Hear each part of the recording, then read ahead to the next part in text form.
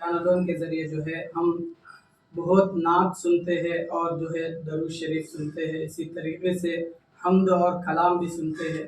इसी तरीके से आज जो है मैं आप लोगों के सामने एक तेलुगु के अंदर हम जो है सब जो है तेलुगु ज़ुबान से वाकिफ़ है। मैं इसी ज़ुबान में जो है इन्हें और आप सबको इन बातों पर अमल करने की तौफीक आमीन आमीन। ला इलाहा इल्लल्लाह అని పలకరండి ఓ ప్రజలారా, ఒక్కడైన ఆ సృష్టికర్తకే మొక్కండో ఈ జనులారా. చెట్టు పుట్ట రాయి రప్ప దైవాలు కావురావో నరుడా, సర్వసూత్రములు అల్లాహకే నని తెలుసుకోవురా పామరుడా. లా ఇలాహా ఇల్లల్లా అని పలకరండి ఓ ప్రజలారా, ఒక్కడైన ఆ సృష్టికర్తకే మొక్కండో ఈ జనులారా. గిరులు జరులు నింగి నేల ఆ సృష్టికర్తకే యజమాని, నిజ నిజాలు తెలుసుకో మసలా నిండు మనసుతో ఓ జీవా. లా ఇలాహా ఇల్లల్లా అని పలకరండి ఓ ప్రజలారా, ఒక్కడైన ఆ సృష్టికర్తకే మొక్కండో ఈ జనులారా. అద్దముందునే ముద్దు మేము గని మురిచిపోకురావు భాయి, కాటి మట్టిలో కలిసే తన విధి మురిచిపోకురావు భాయి. లా ఇలాహా ఇల్లల్లా అని పలకరండి ఓ ప్రజలారా, ఒక్కడైన ఆ సృష్టికర్తకే మొక్కండో ఈ జనులారా. నీది నాది అనుకున్నది అంతా మనది కాదురావో భాయి, ఆస్తుపాస్తులు ఆలు పిల్లలు ఎవరు రారురా మన వెంట. ఆస్తుపాస్తులు ఆలు పిల్లలు ఎవరు రారురా నీ వెంట. లా ఇలాహా ఇల్లల్లా అని పలకరండి ఓ ప్రజలారా, ఒక్కడైన ఆ సృష్టికర్తకే మొక్కండో ఈ జనులారా. ప్రళయ దినాన నిలబడినప్పుడు ఉండరు ఎవరు నీ వెంట, నీవు చేసిన కర్వపత్రమే మిగిలేదొకటే నీ జోడు. లా ఇలాహా ఇల్లల్లా అని పలకరండి ఓ ప్రజలారా, ఒక్కడైన ఆ సృష్టికర్తకే మొక్కండో ఈ జనులారా. అయితే ఏమంటారు? యేసు అంటారు. ఇంగ్లీష్ బైబిల్ చదివేటటువంటి వారిని యేసు అంటే యేసా, యేసు ఎవరు అంటారు. ఎందుకు? వీరికి యేసు ఎవరో తెలియదు, వీరికి జీసస్ తెలుసు. నేను అడుగుతున్నాను, జీసస్ కరెక్టా, యేసు కరెక్టా? అంటే వాళ్ళ మధ్యనే తేడా ఉంది. అంటే పేరు భాషను బట్టి మారదు అనే విషయం తెలియక మార్చేసుకుంటూ వెళ్ళిపోయారు. వాస్తవానికి పేరు ఖురాన్లో ఏదైతే ఉందో అరబీ భాషలో దేవుడు అవతరింపచేశారు, అదే భాషలో ఉంది. ఉదాహరణ దీనికోసము పేర్ల విషయంలో ఒక విషయం తెలియజేస్తాను. ఈ ప్రపంచంలో దాదాపుగా 6000 భాషలు ఉన్నాయి. 6000 భాషలు, వేరు భాషలు ఉన్నాయి. ప్రతి భాష మాట్లాడే వాళ్ళలో దాదాపుగా ముస్లిమ్స్ ఉన్నారు. ఏదో పని చేద్దాం, ఊహించండి నేను చెప్పినట్టుగా. ప్రతి భాష మాట్లాడే ముస్లింని ఒక్కొక్కరిని తీసుకుని ఒక గ్రౌండ్లో నిలబెడదాం. 1000 మంది వచ్చేసారు అనుకోండి, దాదాపు 6000 మంది వచ్చారు. ఓకేనా? వారి భాష ఏంటి? మొదటి టైం ఒకళ్ళ తెలుగు, ఒకళ్ళ తమిళ్, ఒకళ్ళ కన్నడ, ఒకళ్ళ చైనీ, ఒకళ్ళ పార్సీ, ఏదైతే వాళ్ళ భాషలు ఉన్నాయి. వారిని ఒక ప్రశ్న అడగండి, మీ దేవుడు ఎవరు? ఏ భాషలో అని అడగండి. Who is your god? ఏ భాషలో అని అడగండి. జవాబు ఏమొస్తుందో తెలుసా? ఒకే ఒక శబ్దం వినబడుతుంది, అల్లాహ్ అంటారు. వారి భాష ఏదైనా, దేవుడి పేరు మార్చలేదు. ఓ పని చేద్దాం, క్రైస్తవుల్ని 6000 భాషలు మాట్లాడే ఒక్కొక్క క్రైస్తవుని తీసుకుని గ్రౌండ్లో నిలబెట్టి ఇదే ప్రశ్న అడుగుదాం, హూ ఈజ్ యువర్ గాడ్? మీ దేవుడు ఎవరు? మీ దేవుడి పేరేమిటి అడిగితే ఏమొస్తుందో తెలుసా శబ్దం? ఆ శబ్దం ఏమొస్తుందో అర్థం కాకుండా వస్తుంది. అన్నీ కలిసిపోయి ఉంది. ఒకటి యెహోవా అంటారు, యావే అంటారు, ఒకటి జీసస్ అంటారు, ఒకటి యేసు అంటారు, ఒకటి ఈసు అంటారు, రకరకాలు. అంటే పేర్లు మార్చే ఒక చెడ్డ అలవాటు అనొచ్చు. ఒక అలవాటు క్రైస్తవులో ఉంది కాబట్టి పేర్లు మారిపోయి, వాస్తవానికి పేరు మారదు కాబట్టి పేర్లు సిమిలర్గా ఉన్నాయి, లేకపోతే సేమ్గా ఉండేవి. నీ ప్రశ్న సమాధానం ఆశిస్తున్నాను. అయితే శశిధర్ రెడ్డి గారు, మరి ఈరోజు మీరు ప్రసంగం విన్నారు కదా, నేను మిమ్మల్ని ఒక విషయం అడగాలనుకుంటున్నాను. మిమ్మల్ని నన్ను పుట్టించిన సృష్టికర్త ఒక్కడే అన్న విషయాన్ని మీరు నమ్ముతారా? నమ్ముతాను. ఇద్దరు ఉన్నారా? ఒక్కడే కదా. అయితే ఆ ఏకైక సృష్టికర్తని మనం చూడలేము అని ఆకాశాల పైన ఉన్నాడు అన్న విషయం తెలుసా? ఈ విషయం నమ్ముతున్నారా? నమ్ముతున్నారు. ఆ దేవుణ్ణి మాత్రమే ఆరాధించాలి, ఇంకెవరిని ఆరాధించకూడదు అన్న విషయం కరెక్టేనా? కరెక్టే. ఆ దేవుణ్ణి కాకుండా ఇంకెవరినైనా ఆరాధించడం తప్పు అన్న విషయం నమ్ముతారా? నమ్ముతారు. అంటే దేవుణ్ణి తప్ప ఇంకెవరిని ఆరాధించకూడదు, అవునండి? ఆ దేవుడు అల్లాహ్ అని నేనంటే మీరేమంటారు? కరెక్ట్. దేవుడు ఒక్కడే ఆయన అల్లాహ్. అల్లానే ఆరాధించాలి, ఇంకెవరిని ఆరాధించకూడదు. ఓకేనండి. ఆ దేవుడు మానవులకి మార్గం చూపించడం కోసము అనేక మంది ప్రవక్తల్ని పంపించాడు, ప్రవక్తల గ్రంథాలని కూడా ఇచ్చాడు. యేసు ప్రవక్త, మోషే ప్రవక్త, ముహమ్మద్ ప్రవక్త చివరి ప్రవక్త. ఓకేనండి. మరి ఈ ప్రవక్త మీదకి ఖురాన్ గ్రంథాన్ని అవతరింపచేశాడు. ఖురాన్ గ్రంథంలో డూస్ అండ్ డోంట్స్ ఉన్నాయి, ఏమి చేయాలో ఏమి చేయకూడదో ఉంది. ఎవరు? మానవుల కోసం దేవుడు పంపించాడు. దీంట్లో ఇది దైవ గ్రంథం. ఈ విషయాన్ని మీరు నమ్ముతారా? విన్నారా ఎప్పుడైనా? నమ్ముతాను. ఖురాన్ దేవుడి గ్రంథం అని, ముహమ్మద్ ప్రవక్త చివరి ప్రవక్త అనే విషయం నమ్ముతారా? నమ్ముతాను. ఈ విషయాలే ఇస్లాం. ఇస్లాం అంటే ఏంటో తెలుసా? దేవుడు చెప్పినట్టుగా నమ్మి దేవుడు చెప్పిన పని చేయటాన్నే ఇస్లాం అంటారు. దేవుడు చెప్పింది వదిలేసామనుకోండి, అది ఇస్లాం కాకుండా వేరే ధర్మం అయిపోతుంది. కానీ దేవుడు అంటున్నాడు, ఇన్నద్దీనా ఇందల్లాహిల్ ఇస్లాం, నా దగ్గర స్వీకరించబడే ధర్మం కేవలం ఇస్లామే. అంటే నేను చెప్పినట్టుగా జీవితం గడిపితేనే దాన్ని నేను స్వీకరించి స్వర్గాన్ని ఇస్తాను, లేకపోతే నరకంలో పడేస్తా అంటున్నాడు. నేను మిమ్మల్ని అడుగుతున్నాను, దేవుడు చెప్పిన ధర్మాన్ని స్వీకరించాలనుకుంటున్నారా? అంటే అరబీలో ఇస్లాంని స్వీకరించాలనుకుంటున్నారా? మిమ్మల్ని పుట్టిన మీ సృష్టిని మీరు ఆరాధించాలనుకుంటే సింపుల్, దాంట్లో ఏం లేదు. ప్రవక్త ముహమ్మద్ చెప్పారు, ఒక వాక్యం ఉంది, ఆ వాక్యం చదవండి. ఆ వాక్యం అర్థం తెలుసుకుని మనస్ఫూర్తిగా చదివితే ఆ వ్యక్తి అప్పటి నుండి దైవ విధేయుడులా మారిపోయాడు, ఆ వ్యక్తి చనిపోతే స్వర్గవాసి అని చెప్పారు. ఓకేనండి. ఆ వాక్యం ఏంటో నేను మీకు చెప్తాను, వినండి. వాక్యం వినండి ముందు, తర్వాత దాని అర్థం చెప్తాను, అర్థం కూడా వినండి. తర్వాత మీరు ఆలోచించండి, ఇది కరెక్టా కాదని. కరెక్ట్ అని మీ మనసు చెప్పిందా, ఆ వాక్యం చదవండి. ఓకేనండి. ఆ వాక్యం ఏంటంటే, అష్హదు అన్ లా ఇలాహా ఇల్లల్లా వ అష్హదు అన్న ముహమ్మదన్ అబ్దుహు వ రసూలుహు. ఇది వాక్యం, అరబీ భాష. దాని అర్థం ఏంటంటే, అష్హదు నేను సాక్ష్యం ఇస్తున్నాను, లా ఇలాహా ఇల్లల్లా ఒక్క అల్లా తప్ప, ఒక్క దేవుడు తప్ప ఇంకెవరు కూడా పూజకి అర్హులు లేరు. వ అష్హదు అన్న నేను మరి ఒక సాక్ష్యం చెప్తున్నాను, ముహమ్మదన్ అబ్దుహు రసూలుహు, ముహమ్మద్ అనే వ్యక్తి అల్లా యొక్క దాసుడు మరియు అల్లా పంపిన చిట్ట చివరి ప్రవక్త అని. విన్నారా? అర్థమైంది ఆ విషయం? అంటే దీంట్లో రెండు విషయాలు ఉన్నాయి. సృష్టికర్త ఒకటే ఉన్నారు, ఆయన్ని అల్లా అంటారు, ఆయన తప్ప వేరొక దేవుడు లేడు, ఆయన తప్ప ఇంకెవరిని ఆరాధించకూడదు. ముహమ్మద్ అనే మనిషి సల్లల్లాహు అలైహి వసల్లం అల్లా యొక్క దాసుడు మరియు అల్లా యొక్క ప్రవక్త అని. ఈ విషయం మీకు కరెక్ట్ అనిపిస్తుందా? కరెక్ట్ అనిపిస్తుంటే ఈ విషయాన్ని చదవండి మీరు మనస్ఫూర్తిగా. మీ మీద దేవుని యొక్క శాంతి కురుస్తుంది, మీకు ఇహలోకంలో సుఖము, పరలోకంలో స్వర్గం లభిస్తుంది. అయితే నేను చెప్పినట్టుగా చెప్పండి, అష్హదు అన్ లా ఇలాహా ఇల్లల్లా వ అష్హదు అన్న ముహమ్మదన్ అబ్దుహు వ రసూలుహు.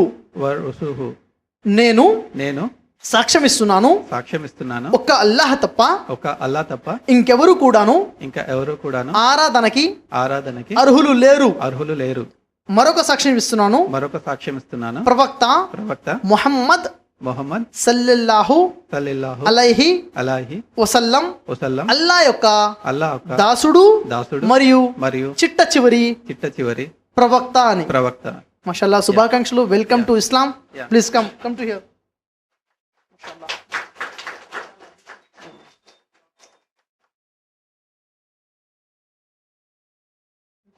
గిఫ్ట్ సార్, బ్రదర్ కోసం ఒక తెలుగు భాషలో ఉన్న ఖురాన్ గిఫ్ట్ చేస్తున్నాము. వీటితో పాటు ప్రధాన ధర్మ గ్రంథాల్లో దైవమని సోదరు సిరాజుర్ రెహమాన్ ప్రసంగించిన సిడి మరణానంతర జీవితం, చనిపోయిన తర్వాత జీవితం ఏంటి, గీతా బైబిల్ ఖురాన్ వెలుగులో, ఈ రెండు కూడా బహిరంగ సభలు. ఈ సిడీస్ కూడా బ్రదర్ మనం కలుద్దాం.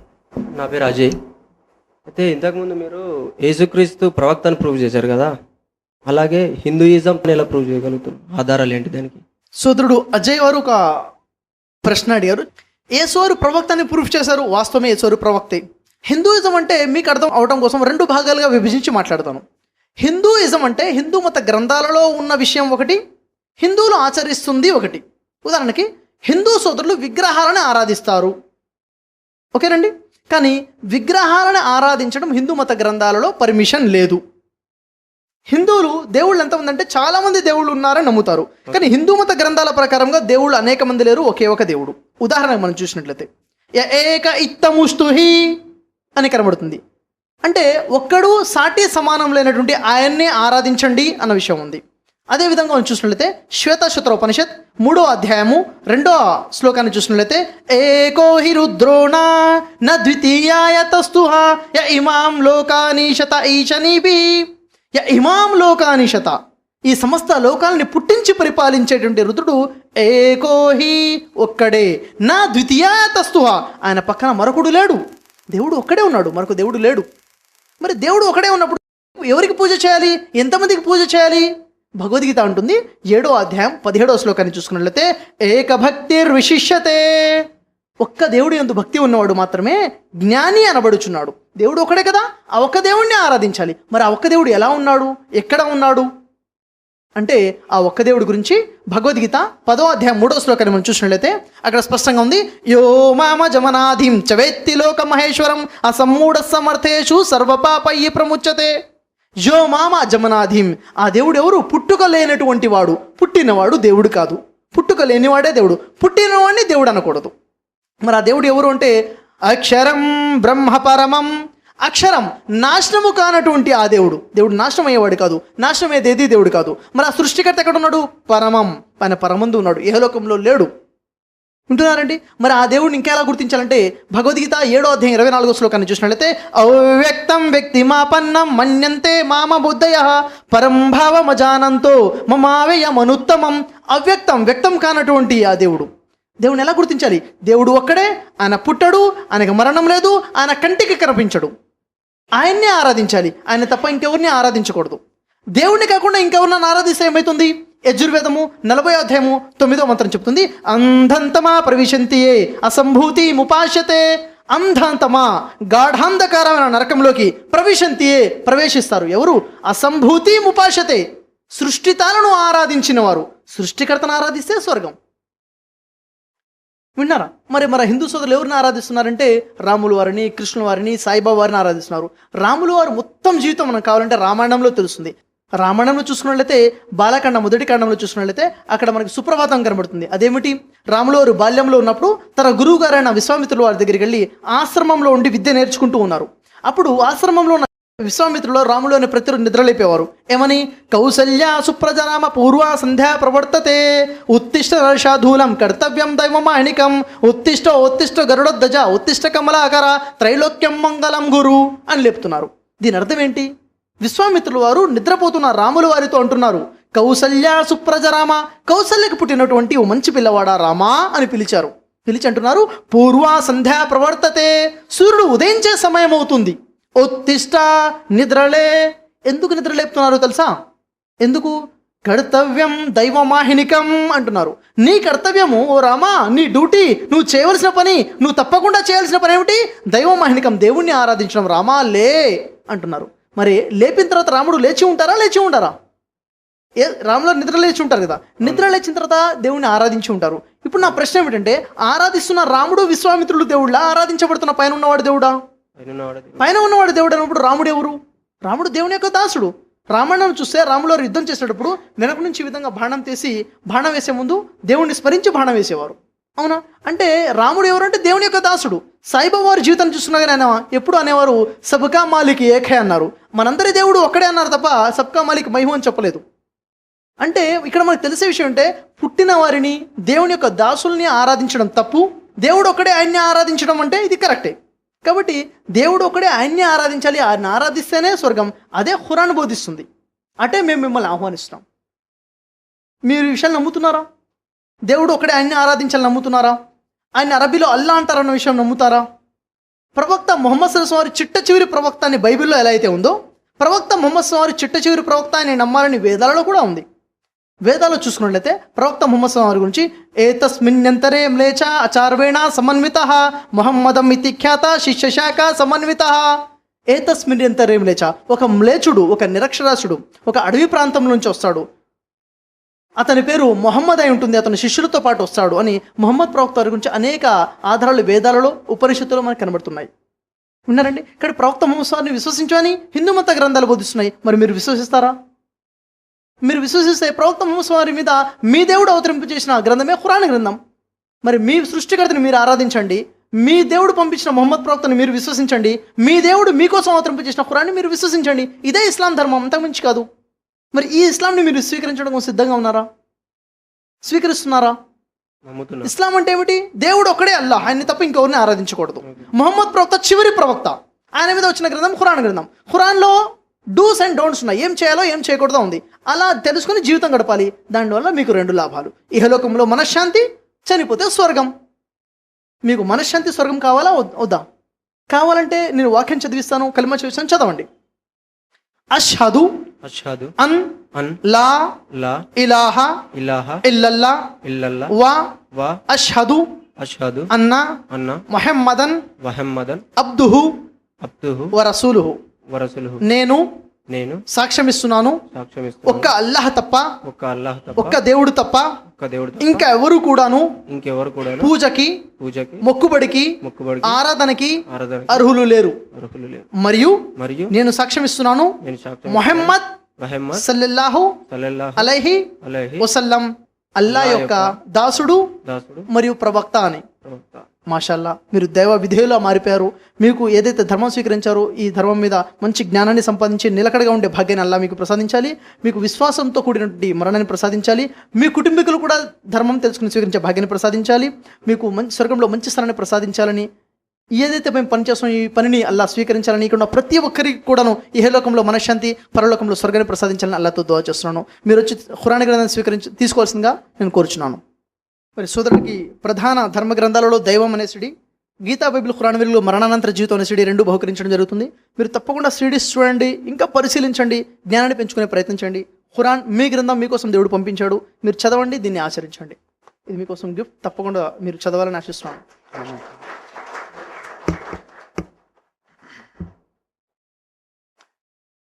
నా పేరు ప్రసాద్. నేను ఇంతకుముందు బోరవన్లో సఫీ గారు మీటింగ్ పెట్టినప్పుడు వచ్చాను. ఆయన విన్నాను. తర్వాత తెలుగు ఖురాన్ కూడా తీసుకున్నాను. తర్వాత క్రైస్తవులకి దానికి దగ్గర సంబంధాలు ఉన్నాయని గమనించడం జరిగింది. అదేవిధంగా మరి ఇప్పుడు మీరు శిశిరారెడ్డి గారిని ఇలాగ ఇస్లాం మతంలోకి ఆహ్వానించినందుకు కూడా నేను చాలా సంతోషపడతాను. అల్లా ఒక్కడే దేవుడు, ఆయనే సత్యవంతుడు, ఆయనే నీతిమంతుడని ఇప్పుడు మనందరం ఒప్పుకోవచ్చు. అయితే ఈ అల్లా దేవుడని మనం అందరం అనుకుంటున్నాం. ఈయన కూడా తెలియజేశారు, క్రైస్తవులు కూడా తెలుసు, అందరికీ తెలుసు. కానీ ఒక తెలియని ఎవరికంటే ఒక హిందువులకని నేను ఇప్పుడు మీకు తెలియజేయడం జరుగుతుంది. వాళ్ళకి మీరు ఇప్పుడు ఈయన చెప్పినట్టుగా అల్లా ఒక శక్తిని అందరికీ తెలియపరచడానికి మీరు ఇంకా ఎన్నో కృషులు చేసి తెలియపరచాలని పెడుతున్నాం. అది నా కోరిక. ఇస్లాం మతాన్ని స్వీకరించిన వాళ్ళు ఇప్పుడు సున్నతి చేయించుకోవాలా? తప్పకుండా. అది ఆచారమా? తర్వాత దానికోసం మీరు ప్రత్యేకంగా చెప్పాలి. ఇస్లాం స్వీకరిస్తే సున్నతి చేయించుకోవాలా తప్పనిసరా? చాలా మంచి ప్రశ్న అడిగారు. ఇస్లాంలో 2 భాగాలు ఉన్నాయి. ఇస్లాంలో జాగ్రత్తగా వినండి, ఇస్లాంలో 2 భాగాలు ఉన్నాయి. మొదటి భాగము రెండో భాగం కన్నా చాలా ప్రాముఖ్యత కలిగి ఉన్నది. మొదటి భాగం ఏమిటి? విశ్వాసాలు మొదటి భాగం. రెండవ భాగము ఆచరణ. విశ్వాసము అంటే ఏంటి?